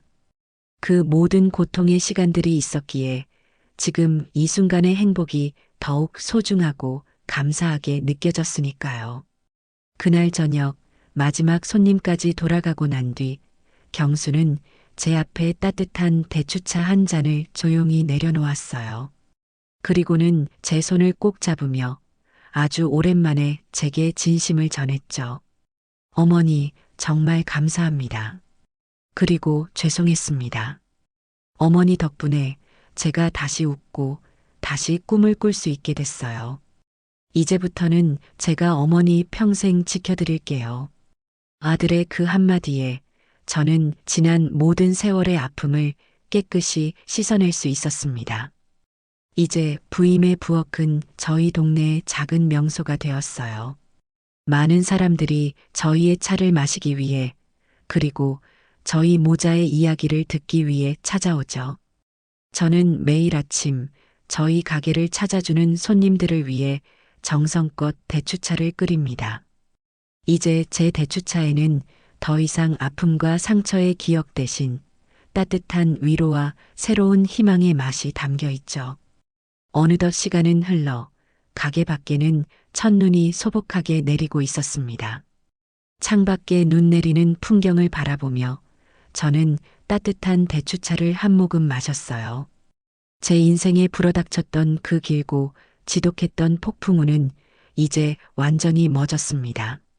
저는 그 폭풍우 속에서 복수를 외치는 대신 진실과 용기를 택했고 제 아들을 지켜냈으며 마침내 저희 스스로의 힘으로 새로운 행복을 일궈냈습니다.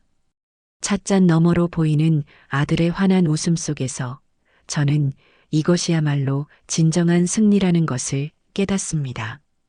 향긋한 대추차의 온기가 제 마음속 깊은 곳까지 따뜻하게 채워주는 평화롭고 더없이 행복한 겨울 오후입니다.